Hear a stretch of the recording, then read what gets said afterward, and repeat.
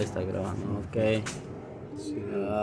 Miren lo que encontramos ahí.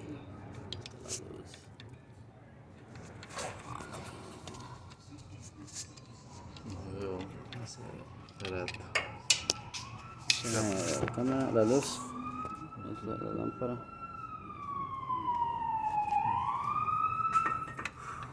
¿Dónde está todo eso? Ok. Miren cómo se mueve esa parte del motor.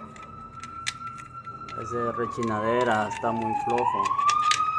Por eso es que hacía Por eso es el que gran hace ruido. ese ruido. Aquí hay que desarmar la cadena del tiempo de nuevo, señores. Y este sí está bueno. Cuidado, acá. Este está más. Este está bien. Este está más sólido. Este es el balance shaft que le llaman. El balance shaft. El balance shaft. Ese es uno de ellos, el que está bien flojo. Del lado. ¿Qué lado es el derecho? Al lado del pasajero. Lado del pasajero, señores.